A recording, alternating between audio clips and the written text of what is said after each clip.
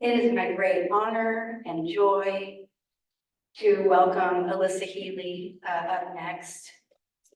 And by next, I mean, this is just one big continuation of what we've been doing since last week and what we're going to keep doing. Alyssa Healy has been an art therapy intern at a residential treatment program, providing long-term stabilization for youth who have experienced commercial sexual exploitation. She looks forward to sharing insights about this experience while highlighting the resilience of this population. Welcome, Alyssa.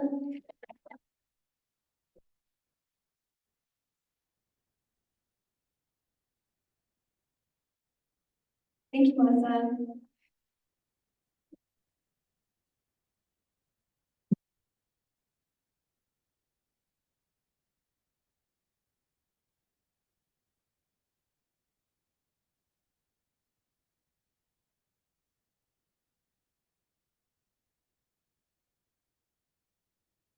I don't know if anyone's mentioned this yet, but there's art materials on the table and different papers you can use for response art. If you'd like to do that, there's one with a jar for more containing kind of response art, and then there's big paper too. Okay, let's get started. So my name is Alyssa, and I'm going to be talking about art therapy in the ARC framework for supporting commercially sexually exploited youth in residential treatment. So like Melissa mentioned, I have been an art therapy intern at a residential treatment center, providing long-term stabilization for this population. This could be as little as 6 to 8 months, and some youth has been there like 1 to 2 years. So it's a pretty long program. I might refer to the population as CSEC, which just stands for the commercial sexual exploitation of children, just because that's a really long term to say. And this presentation is essentially about what I've learned about this population, supporting this population through facilitating art making, and coming in as an art therapy intern to a treatment program called the ARC framework, and just how art therapy became integrated into that framework. So I'm going to share a lot of youth's artwork. I'm not going to go into detail of their trauma histories or experiences, but those themes are going to kind of inevitably come up as we talk about this population. So first I wanted to talk a bit more about what CSEC is. It's a pretty broad term. It speaks to the sexual abuse or exploitation of minors for financial benefit or in exchange of anything of value. So some examples are trafficking or prostitution. And it's important to note that when we're talking about children, these two things are the same thing. There's also pornography or any online-based sexual exploitation, which is becoming really, really common. Also performance in sexual venues or escort agencies, early marriage, or offering something to a minor in exchange for sex, whether it's basic needs or drugs for their addiction, anything like that. So I want to give an overview now of the population. I included youth art here. She described she wrote some words that described herself. She has words like angry, kind, weird, confused, loving, caring, scared. So I want to speak to a bit more nuance about this population and their perceptions of self. So I'd like everyone to think of what image comes to mind when you imagine a sex trafficked youth. This can be the first image that pops into your head, or whatever kind of story or narration you might have around just the initial words of like a sex trafficked youth. Some things that might initially come to mind are a lot of cultural assumptions we have. You might imagine a white, middle-class young girl living in a suburban neighborhood who was kidnapped and trafficked across borders by a foreign stranger. You might imagine this to be a really rare occurrence that might make the news. You might think of the movie Taken, or some of these like trafficking posters that we see around. So these situations do exist. Youth who fit into our cultural assumptions, like the situation I just described, we tend to view these youth as victims in need of safe harbor. And the vast majority of youth who are trafficked or exploited, we tend to label as troubled teens who chose a life of prostitution, and we divert these youth to the criminal justice system. So you can see with the map here, the states in blue are states with safe harbor laws, meaning that if a youth is found on the streets engaging in prostitution, they will not be charged with child prostitution or other related like drug possession charges, and they'll be diverted to resources that provide safe harbor. There's no law saying that this needs to happen in all of the states with the gray. So what usually ends up happening is youth are diverted to the criminal justice system where they're charged with child prostitution and the related charges like drug possession. There's a chance that the judicial system might decide that they are victims and divert them to those resources. So some youth might end up receiving that care, and most will end up in juvenile detention on child prostitution charges. So I wanted to share a bit more of who the majority of CSEC youth are. Youth who fall into these three kind of categories tend to be the most vulnerable to victimization. We have houseless or runaway youth, LGBTQ youth, and children in foster care. So some statistics about this are that 1 in 3 youth will be lured towards prostitution within 48 hours of running away from home. 98% have had previous involvement with child welfare services, and LGBTQ youth make up the majority of all houseless youth, with 60% being trafficked at some point. So this is much more common than I think we realize, and these are the youth we're mainly speaking to when we're talking about this population. Something important to note is that if you're working with teens in residential treatment, you are working with these youth. 68% of youth in residential treatment centers have histories of CSEC, whether these are known histories or unknown histories. A little bit more about some social identities they might carry is they're an average of 12 to 14 years old. In my internship, I work with youth up to 17, but the average is on the younger side. Majority female identifying, both cis and trans identifying. Majority youth of color, with histories of substance use, legal issues, school issues, fighting, being involved in gangs, and tend to glorify street life and aren't literally physically being held against their will. And they come with a lot of history of risk factors and prior abuse that have led to both street life and their experiences being exploited or trafficked. I have 2 social identity maps that 2 different youth have made up there. They're both very different. One is really filled up with different identities the youth carries. She wrote that she's Native American, grew up without parents, she likes football, she's adaptable, she's on the gay spectrum. The other youth just wrote the word sex in the chosen category. So you can see youth have a range of ways that they perceive themselves and how societal factors have impacted the way they see their own social identity. So I want to go into some of these risk factors that lead to these experiences. We have historical risk factors, kind of like what I mentioned before. We have a lot of racialized discourse that impacts our societal responses. One of these is that we have tended historically to frame white girls as more innocent and wanting to protect their innocence, where we view young Black girls as inherently promiscuous or more likely to choose a life of prostitution. And this really influences which youth we're seeing as victims versus criminals, and whether they're getting support in safe harbor or whether they're being diverted to the criminal justice system. There's also environmental risk factors. This is any unmet needs. These could be survival needs, like youth who are houseless or need food. This is also needs like family acceptance, love, and attention, which speaks to a lot of the LGBTQ youth who have run away from home. And then there's societal risk factors, which I can make an entire presentation on each one of these. But there's the demand for CSEC. So we can point to capitalism and the commodification of women and girls. Something important to note as well is that there's at least 3 factors in exploitation. There is the youth being exploited, the person or people exploiting them, and then the buyers.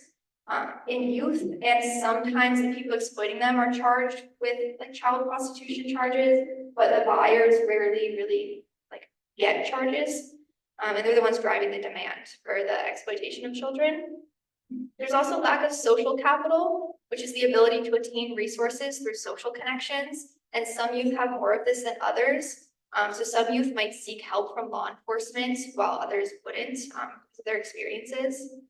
And then we have stigma and shame around sexual behaviors, histories of committing crimes or substance use that also might lead to youth not seeking help from law enforcement. And then we have those cultural attitudes I've mentioned of whether we as a whole are viewing youth as victims or criminals, and that really impacts what happens to them. I wanted to especially point out the image with the two figures A and Z. A is the youth here, making art about trying to get resources from the adult Z, and just trying to grab at those resources where they're available. Because that's really what it comes down to, is youth are trying to get their needs met and happen to have come across really unsafe adults that are meeting these needs in that way. So I wanted to talk a bit more about how CSEC happens and the question you might have of why do you stay in these situations if they're not literally or physically being held against their will. There's four categories or types of situations that could happen. There's family controlled, so the youth is supporting a family need, like a caregiver's addiction. And separation from the family can be seen as the worst case scenario from the child's perspective. There's also survival sex, so the youth is getting their basic needs met, like food, shelter, drugs for their addiction, in exchange for sex. This is usually runaway or houseless youth who have experienced prior sexual abuse in the home that they're running away from, so they're pretty conditioned to cycles of abuse and getting into those relationships. Then there's gang controlled, so the youth is used as a commodity inside of a gang, and the gang is seen as family to the child. And then there's pimp controlled, so their exploitation is financially benefiting of him, who is often seen as family or partner to the youth. I've heard youth use these terms when they're in session with me. I've heard them say my boyfriend, my people, my family, my brother, and these were all about people who have sexually abused, trafficked, and or exploited them. And you can see from this image how attached and connected a youth might be to the person who's driving their exploitation. So because 68% of youth in residential treatment centers have this history, I wanted to talk a bit more about residential treatment in this population. I happen to have an internship that was specifically for CSEC youth, but a lot of the time, youth are in other residential treatment centers for things like substance use. I wanted to point out the difference between these images. These are made by the same youth. The one in orange is towards the beginning of being at the treatment center. And then the one in purple is towards like the middle to end of treatment. And you can see the one in orange is a more like sexualized image, has a hand on the hip, it says unforgettable. Youth come into treatment a lot of the times really glorifying their experiences, really identifying with street life and with their sexual identity as what was given to them. And they end, or middle to end of treatment, they start to feel a bit more of the emotion that they haven't been safe enough to really explore. So you can see there's a bit more even of a face in the second image. It's crying. There's the word lost. She's walking down like a road. There's a heart there that's been erased. So it's a lot about youth being able to break down that identity and feel emotions that they haven't really been able to. And this is really challenging for youth. This is really hard. And this is why it's long-term treatment. And really getting to a place where they can break down that identity and start to build up a new identity and start to, feel some of those emotions and regulate through them.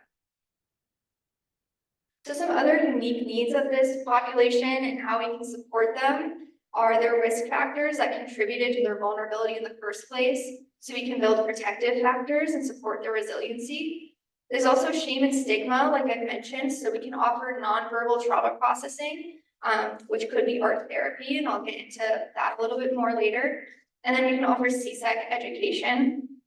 There's also the mental health implications of their trauma experiences, so it's important to have a framework that's trauma-informed and relationally based. Which brings me to the framework used at my internship site, which is the ARC framework. So now I want to give an overview of the ARC framework. This is what was used at my internship site before I came in as an art therapist. And I've learned a lot about the way that this is really aimed at being trauma-informed and relational, and how that kind of worked with art therapy or how they impacted each other. So ARC stands for A is attachment, R regulation, C. Attachment is all about strengthening youth's bonds to their caregivers, modeling a trusting and safe adult relationship, and providing consistency and attunement. This is both in individual therapy, also in family therapy, and then within their community on the milieu.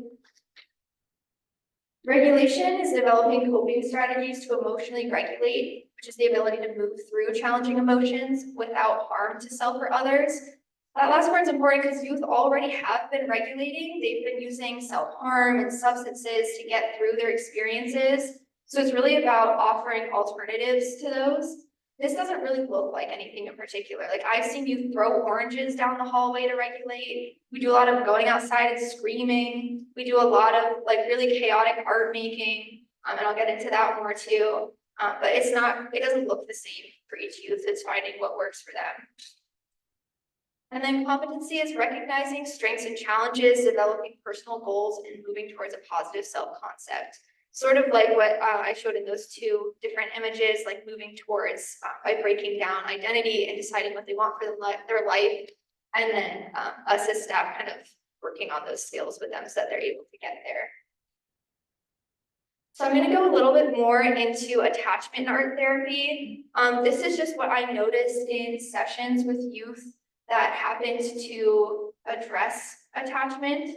I wasn't really aiming to like full on use the art framework in all of my sessions, but these things really came up in the art. So I wanted to share like in what ways they came up.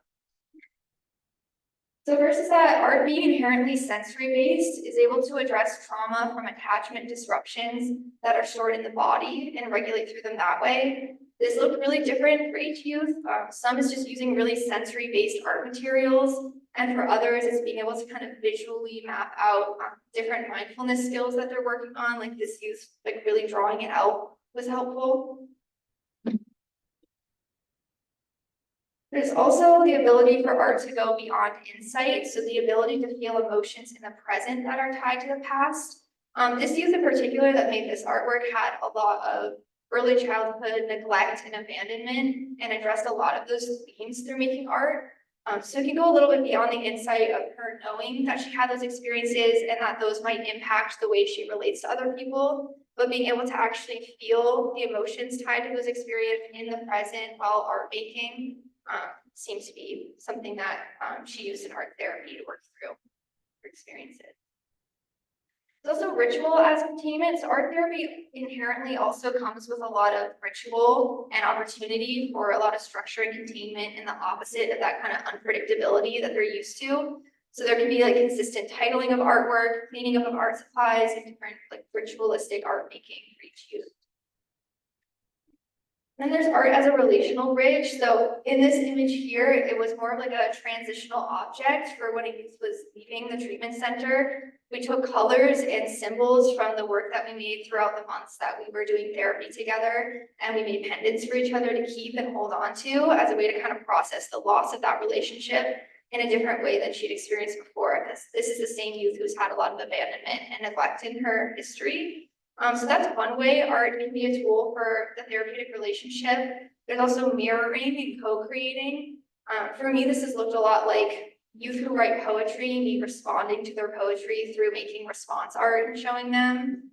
Really anything that can address the relationship and further rapport through art making rather than relying on talk therapy. Because especially with teenagers who don't trust adults, it can be really helpful to have something in between in order to kind of communicate that way. So I made response art to each of the components of art, the A, the R, and the C. Some attachment challenges that I noticed come up that I ended up addressing in my artwork was youth abusing or abuse confused as affection or love for youth. A lot of them had more disorganized attachments and struggling with boundaries, whether this is setting their own boundaries or respecting other people's boundaries. So I made art about trying to conceptualize for myself youth who both really want connection and also push you away at the same time, and really framing that conceptualization as something that's happening with their attachment and something that makes sense, and really trying to tap into what that might feel like for them. Now I want to talk a little bit more about regulation in art therapy. So there's a couple different categories of regulation. The first is up regulation. So amping up emotion, like really feeling it a lot more. And so for youth in times of feeling like numb or dissociative, youth have done a lot of scribbling, painting, used a lot of color, a lot of kinesthetic and affective art making. And then there's down regulation, so reducing the intensity of emotion and grounding. So in states of mania or when emotion feels really unmanageable, The youth have done a lot of pencil drawing, collage, or repetition. Also, art being used for containment in order to regulate in session when exploring really emotionally challenging content in a way that's less confrontational or unmanageable. So even just being able to see that thing outside of themselves contained to a page. And then there's artist communication, so expressing an internal experience non-verbally. So I worked with the youth doing mainly talk therapy. We weren't really doing a ton of art every session, but there were times when making art was helpful for her. The first one with the half skull was when we were doing the Columbia suicide assessment during our initial assessment when we didn't really know each other very well yet. And she ended up making art while I was asking the assessment questions. And I thought she was just kind of like regulating through making art because these questions can be really activating. But she ended up making an image to kind of express to me her suicidal ideation a bit more, and we could talk through the image to get those answers instead of such like a clinical question by question kind of way. And then later in a different session, she really wanted me to understand one of her trauma symptoms a lot more deeply. So she ended up making the second image really to show where she felt this trauma symptom, how intensely she felt it, in a way that didn't feel like she could verbally express it as well to me. So some regulation challenges that I've noticed with youth is that they've been in a state of survival over regulation for sometimes even their entire lives. So any emotion really is unmanageable, whether it's like boredom, sadness, happiness even can be a bit unmanageable for these youth. They've also been really disconnected from feelings in their body and how those connect to their emotions. And they present as either really inwards, like shutting down, or outwards, explosive type of reactions. And this is my response art to try to think of what my role as an art therapist is when it comes to regulation. I've kind of learned that the goal really isn't to prevent dysregulation from happening. This art is really about letting this teacup spill out the way it needs to spill out, but with me holding the containment in a way that's still respecting the way it wants to spill out, like in the shape that it needs to, without these water beads just kind of bouncing everywhere. So it's just like a holding type of thing instead of trying to prevent them from getting dysregulated in the first place. So now I want to go into competency in art therapy. Competency is really about building internal resources, so identifying their strengths and challenges when it comes to that, and exploring autonomy and risk-taking. We did that a lot in the art group, exploring like what making art really meant to them. We'd add words to this poster after each art group to try to think of like what are the challenges of making art, like what comes up for you when you do that, and just finding the language for that and being able to really express that. Then we have self-concept and self-esteem, so a lot of identity exploration. I've seen youth really explore gender identity and cultural identity, a lot of creative risk-taking and sense of mastery over materials or processes, and feeling really proud of themselves after they've created something. This youth says, I've learned more about my artistic side, like self-identity, and how my art is dependent on my mood. Art therapy also inherently involves a lot of skill building. There's problem solving, frustration tolerance, sustained attention, abstract reasoning, long-term planning, and social skills in the group setting especially. This is a youth who I've seen her impulse control and long-term planning skills really develop through a long-term project of creating this doll together, which we're still making. I also had a youth who had PTSD and a lot of nightmares, and she was requesting a dream catcher. And I asked if she wanted to make one, so we learned together how to make a dream catcher. This is a Native American youth who needed to address her trauma symptom, not in a way that's like more clinical, one size fits all, but in a way that connected her to her culture, that made her feel safe, and use the process of art making, the sensory quality of the materials, to really address this trauma symptom. So some competency challenges with this population, a lack of self-esteem and self-concept, a lot of developmental delay and lack of school history just due to their trauma and what they've experienced, and a lack of information on exploitation tactics or what healthier relationships could look like. So when thinking about competency with this population, I really think about rebuilding their life in a way that really works for them and providing the support and skills they might need in order to get there. So I want to share about the kind of conclusions of what I've learned throughout my internship and also what I hope to take away from this presentation. I learned a lot about the prevalence and unique needs of CSEC youth. Before this internship, I did not see this population in the way that I do now. Also the impact of facilitating art making for CSEC youth, just the amount of really important things that came up through art that I don't know would have come up as quickly or as in a way to connect with me in therapy that it would in talk therapy. Also what it means to be a safe adult for teens with trauma is something that I've learned a lot about through the ARC framework, being really trauma informed and relationally based. And then the ARC framework and art therapy's potential to support each other. So a lot of things came up in therapy that related to the components of art, like attachment, regulation, and competency just naturally came up in art therapy in a way that I think ARC is great and also really verbal and cognitive and could use a little bit of nonverbal trauma processing or ways for teens to express things that don't require them to really use that like verbal or cognitive parts of their brains. I added a photo here from the art group just because I think it's really cute. They designed this themselves and they all made a card with what they took away from the art group, which is just so I have some resources. I tailored these for people working with teens in residential settings. These aren't all the resources I used, but if you want those, I can get them to you, email me. But I have one about LGBTQ youth in particular and their vulnerability. The next two are about youth residential treatment with histories of CSEC. And then there's one about the ARC framework, because there's a lot more in this framework that I didn't really get to go into. And then also more about those racialized rescue narratives from those historical risk factors that I mentioned before that I also don't have time to completely get into, but are really important. So yeah, thank you. And I'll take any questions that you have.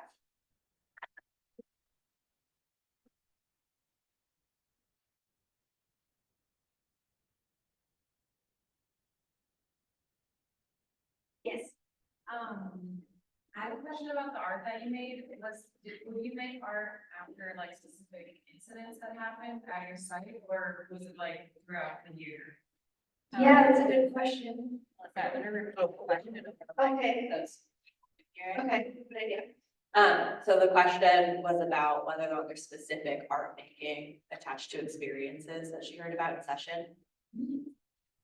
Well, thankfully, our professors had us making art throughout the entire first half of our internship, which was a really great push because things would come up that I wasn't really setting out to make art about these experiences, but it would come up because our professors really pushed us to be making art in one of our classes. So that was really helpful. I would not have in mind like, oh, that was an experience I really need to make art about. Although now in the second half of my internship, that comes up a bit more. But in the first half, it was more like things would just come up without me setting out to really process them, and then ended up being something I was like, wow, yeah, that makes a lot of sense.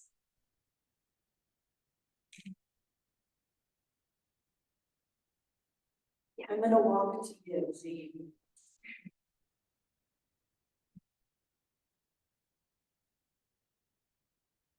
First off, great job. Also, I'm curious about the up and down regulation. I was just curious if you could speak more on like what, if that was an intentional choice you used in specific situations, or if it just like came out naturally with the clients, or what that experience is like for you. Yeah, thank you. Up and down regulation isn't something I really heard about until my internship, so it might be an ARC way of explaining things.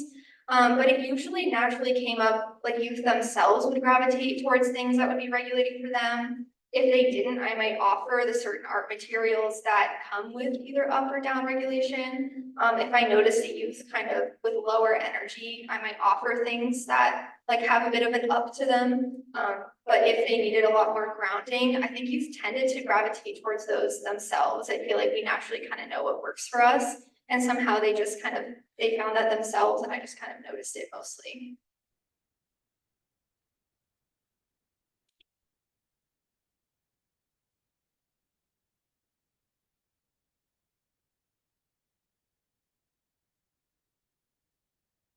Going to share some comments from Zoom. We have expression of gratitude from Rose saying it's such great work. Hi, Rose. And then from Tracy Healy, just a lot of proud for Alyssa. That's my mom.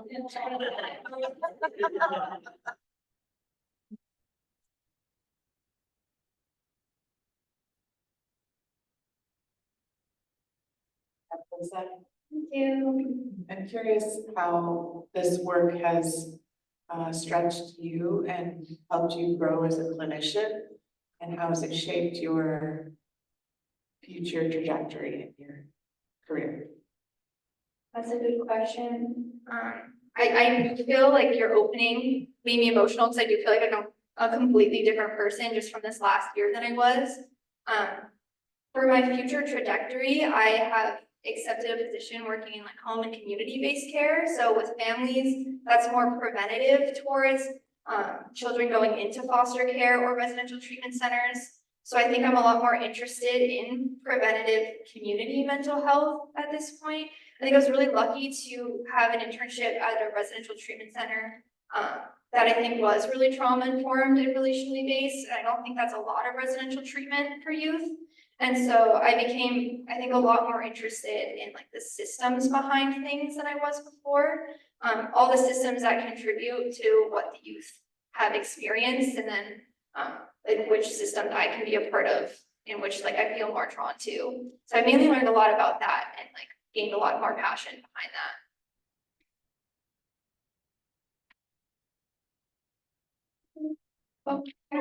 Eric. Hi, excellent job. Just one question. You mentioned in part of the regulation about throwing oranges. And I wonder if you could say a little bit about how you navigated what sounds like providing art therapy, but also providing other things, and how that sat within you. I know for some people that can be a difficult thing. Like, wait, I'm an art therapist. Why am I throwing oranges? Thank you. Yeah. That was definitely the kind of fun part of working with these youth is that sometimes we go to like the sensory room and they jump on the trampoline. I had a youth who like really needed to let out energy before we did art therapy. So we'd like do lunges down the hallway on the way to the therapy office, and just fitting things in wherever I could, like outside of just like the art therapy session. So those things are more like outside of the session, but still within treatment when I'm just like around the youth is a lot of the time when we've done like a lot of dancing as well. But like just fun activities like on the milieu that I got to be a part of. I can really see them like play a lot, which has been like so special to watch them actually like laugh together. Yeah, I really love those moments. And throwing oranges down the hallway and things that they just have their own creative ways to regulate. And I learned a lot about that. You don't need to regulate just breathing or just certain things. Like it can be really anything. And it's different for every person. And they did teach me that.